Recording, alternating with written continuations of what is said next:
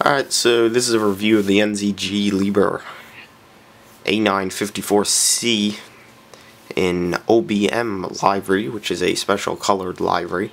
OBM stands for that right there, which I have no idea how to say because it is in a different language. Anyway, spectacular model, great paint finish, great detail. All the railings are metal. It's really for 150 bucks, definitely a great model. Even though it's more of a shelf model, you really can't do much with it. Although if you just look at the model, it's pretty insane. So that's why I bought it personally. So main functions of the model are that the cab rises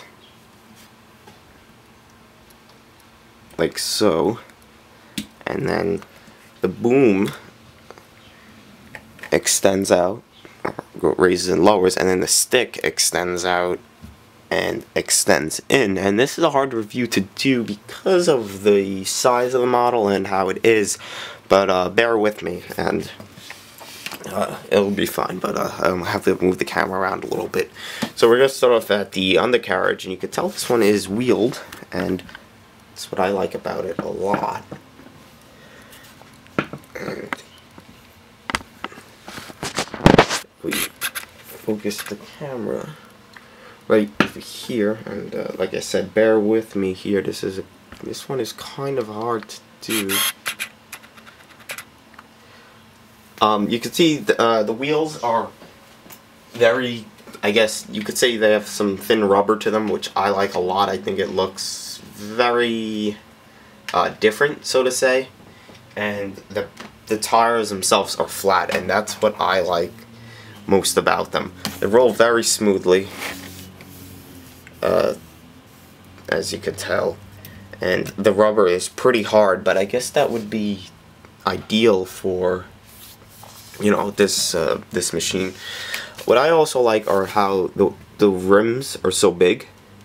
I think that makes it look kind of different, and you can see that the axles also turn, and they turn to a pretty wide radius, and they also spin at that radius, which is nice. It doesn't hit anything else. The hubs are very detailed, as you could tell. It's got all the bolt detail, and over here you have these, I guess, ladders or railings, and those are metal as well. Those are also very detailed. And the back tire is the same. And then on both sides you have these ladders to get up onto the machine. Now I would assume the way you would park the machine is like this, because if you would come up here, it seems like it would be pretty hard to, you know, go from the back or go to that ladder, especially since there's that ladder blocking it. So I would assume you would park the machine like that so you could get up there and go operate the machine. Now, I think the best thing about this model are the outriggers, because without them you really wouldn't be able to display the model because the boom is so large and it's all metal. These outriggers just simply fold down, and before I show you that, the pads also tilt back and forth and move, and that's to go level on the ground. But I think the best thing about them are that they're so hard to put down, so when you do put them down, it will hold the model off the ground. And I've had it off the ground for like a month and it hasn't even sunk or anything. I'm only going to put the front ones down, but with them down, you could put all the weight of the model on them. They sink a little bit, but for the most part they're there. And if you want to display the model with the boom and stick stretched all the way out at the furthest radius, you can. There's no problem with it tipping or falling at all. And they're so hard to even push up. I just use the weight of the model and I just push up on because they're so hard to push up. I actually just dropped the pin for the clamshell, but we'll get to that in a second. You could just tell how much force you have to put on to bring up the outriggers, and I think that's a good thing. I don't know if many of you will think that, but I think that's a very good thing. Now, I think what makes this machine look so cool is the riser, and that's why it's called a high-rise material handler. And here's the riser.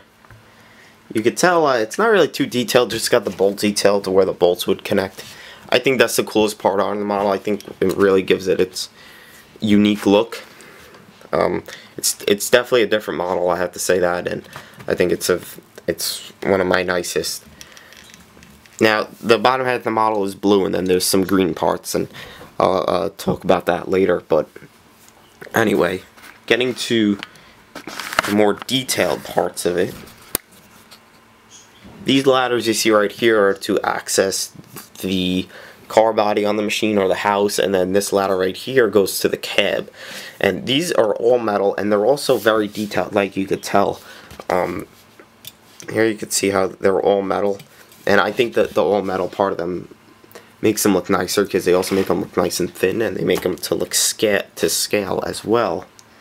And although there really isn't much to say about them, they lead to these catwalks, which are also very nice because of the color. They give the model a very nice finish. And like I said, these are all metal up here, and then they lead to the catwalks, and I think that the colors of this model also really make it very nice.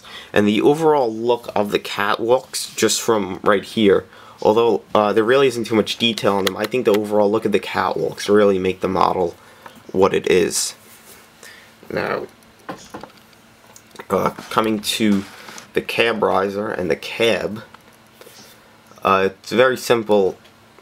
Just, you know, raises. You could hold it at any position. If I lower it down, I only had one problem with this, is that the cylinders for them wouldn't hold the cab. So actually last night, I knew I was going to make this review today, so last night I just put some glue on the cylinders, and when you put them on, you got to move them so the glue dries and, you know, the cylinders don't dry. But it's a great addition. With the cab raised, I think the model looks a lot better than when it's lowered. I don't know why. I guess it's just a personal preference. But if you turn it, you could see the whole mechanism that it raises and lowers on. And it raises from these two cylinders right here, and then this bar is what connects to the cab. And if you notice, when this piece hits that, it just, you know, it's kind of the stop for it, and that's the lowest it will go. And also a very nice thing about it is you could tell that the pins are painted and they're very small, so I think that adds a very good touch as well. There's not huge rivets or even non-painted pins. The cab is also very nice. I don't really go into depth with cabs too much because I don't really find myself, you know, staring at the cab of the machine. So I'm not really going to go into the depth of the cab, but there you could see it. It's got a lot of controls. It's got the mirror on top. It's got the sun guard. And I like how the cab is white. I think that's very cool. Below the cab you also got some lights over here, and I'm not too sure what that's for, but it's there. Turning to the back of the cab. There's the back, and you can see the mechanism, and I'll show you how it raises. It just goes just like that, and that's how it looks when it's raised. Now, the whole body, or the most of the body, is green, and I like the green better than the blue on this model, but I think when the green and blue go together, like how this model is a two-toned, I think that's when it looks best. It's one reason why I bought it was because of the color of this, plus how cool the actual machine is. So over here you have your 954 decal, and you also have the vents over here, which aren't etched through, but they have the texture there, which is also nice. And then you have some up here. Now, one thing that I wish they would have did was extended the catwalk behind the catwalk, but they didn't. There's really not much you could do about it. I guess you could always add it on. Now, I'm still unsure if it would make it look better or worse, but I guess it looks good enough as it is. So, and plus you could always climb over the top to get to the other side.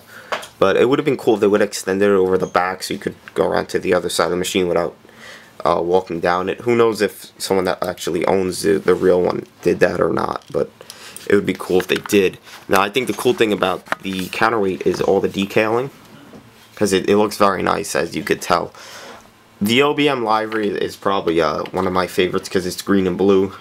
I think that just the colors go good together. There is some red on the model, like the lights, and I think it looks good with a little bit of red, but more white and blue and green. Would have been nice if they would have added more green, but I'll get to that later.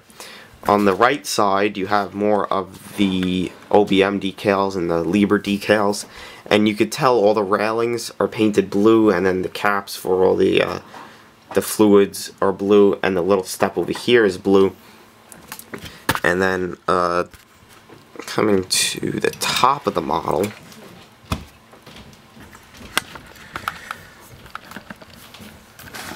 you could tell the engine cover or compartment is blue, and then the rest is green. There's really not too much detailing up here. It's pretty flat, but you do have your lines going back into the boom over here, and then the lines that lead up the boom, and then that's where it'll take the rest of the review. We'll go to the boom and the stick. Now, boom and the stick are pretty cool. I like the shape of the boom. And one of my favorite things about the boom is that it has the green Liebherr decal. I think that it really breaks apart a lot of that blue and makes it look cool as well. So how the boom raises is right here. And you can see the cylinders are reversed. I've heard many reasons for why they're reversed, but I never actually got a confirmed reason, so I'm not going to say. But these cylinders are very stiff. They raise very high. They raise the model, or I guess the machine. True, right there. I guess I'll go with model. And they have, if we turn it, they have the little, I guess they're called friction pins, or they're just straight pins on the bottom, which is nice. And then the boom mounts right there. And they have they actually have a lot of detail. If you look up here, there's a lifting point for right here, and then there's an alternate point to mount the cylinder for the boom. I believe, since there's two holes for it, maybe you could go deeper with it. It seems like you would, since, or maybe you could go taller. I really don't know. You also have a light right here, but before I get into that, you can see you have the hydraulic lines running to the cylinder. The back of the boom houses all the lines, and they run up to the stick to power the cylinders that curl the stick, and then the cylinders for the attachment. And there are the lights right there. They're painted silver in them to represent the light. And then if we lower the boom, I'll show you the rest. So here's the cylinder to curl the stick, and the lines run off the boom to the cylinder, and they go to the other one as well. And it's very detailed, as you can tell. It's got the warning label up top right there, and then it mounts to the stick right here, and then it has two lights right here, and they point down to the attachment. Now, the cool thing about this is actually that, and this is going to be hard to show, but maybe not, that the hydraulic line to run to the attachment actually goes inside the stick, and then it comes out down here, which I thought was cool. And if you look at the model like this, it's very impressive. And also, these decals on here also are very nicely on there. You could tell they're not too thick or anything. And bringing down to the attachment, it just attaches right here, and it simply attaches from just a pin. And the attachment that they give you is a clamshell bucket or a grab, whatever you want to call it. And make sure when you attach it, this tab is over here, because the hydraulic line attaches right there. And you just slide the pin through, But I'm not going to put the hydraulic line on it because once you put it on, the attachment swings everywhere and it never stays on. But the attachment is also very nice. I know NZG actually sells this attachment separately, and it'd be cool to even have on some excavators. But it spins a 360, and then it closes. And what I like is each side closes individually, and it can also it has all the functions that a normal one would. As you could tell, if you just let it swing, you could see it goes all the way. And then it closes all the way, and then it opens up all the way.